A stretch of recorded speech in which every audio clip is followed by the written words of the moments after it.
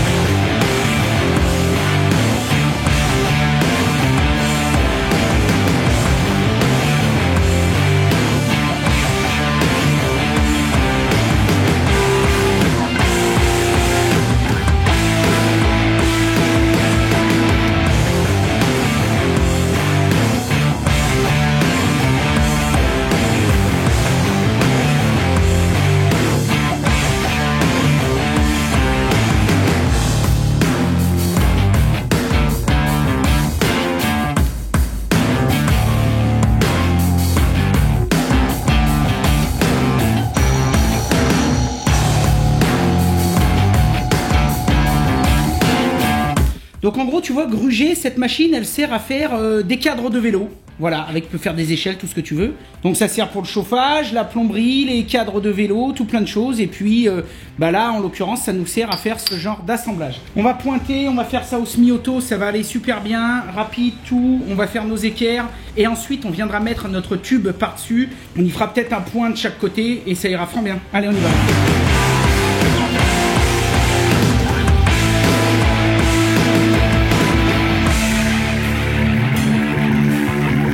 Putain, bah là, je vais te dire, vieux, quand on y aura poncé et tout, ça va être nickel de chez nickel.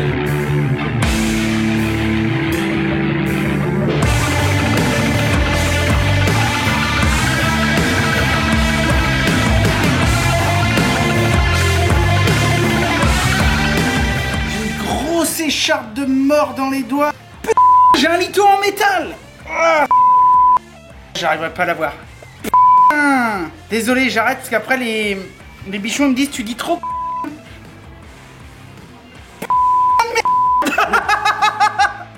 Désolé, bouchez-vous les oreilles. Ah, je l'ai eu.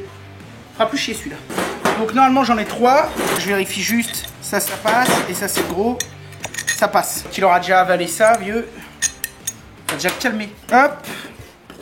Et ça.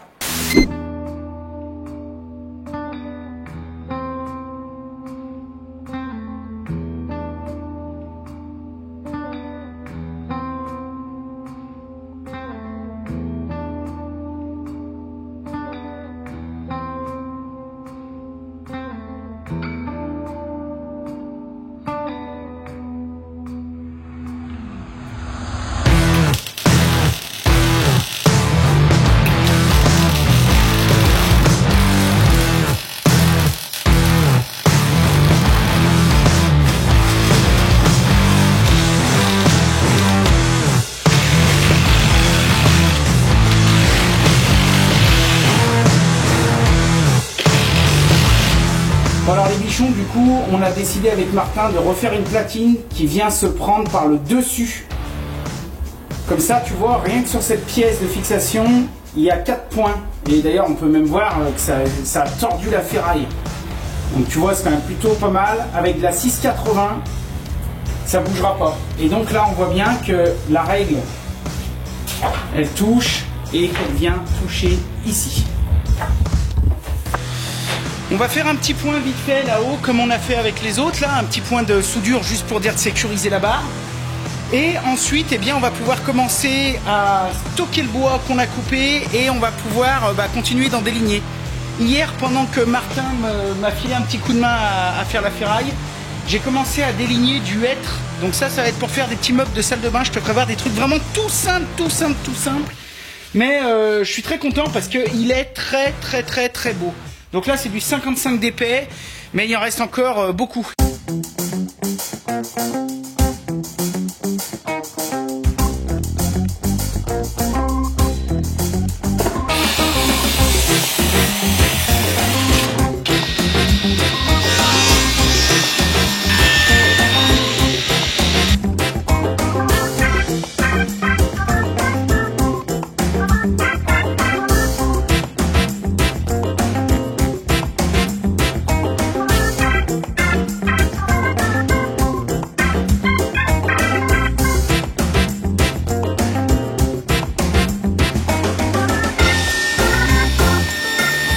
Oh, c'est beau! Ça, c'est du mélèze. Ce qu'on a fait avant, c'était du frêne. Et comme vous pourrez le constater, on en a déjà rangé pas mal. Et pour l'instant, tout le bois qu'on a, on en est super content. Super content. Ça va faire vraiment des super projets. Regarde-moi ça. Donc ça va être pour faire des portes. Donc je les prédébite. Pour l'instant, quasiment tout ce qu'on a coupé, on a coupé des bois en dimension standard parce qu'il y en a qu'on est sûr et certain qu'on n'aura pas tellement de pertes comme on les coupe. Et par contre, ceux pour lesquels on est sûr et certain, on connaît déjà les projets, on les prédébite avec des surcotes tout de suite. Donc là, c'est pour ça que j'ai fait une partie de presque 1 mètre et l'autre de 2,10 m, 2,15 m. Parce que comme ça, dans l'autre, je pourrais faire les montants et là, je pourrais faire des traverses de porte. Voilà, rien ne se perd, tout se transforme.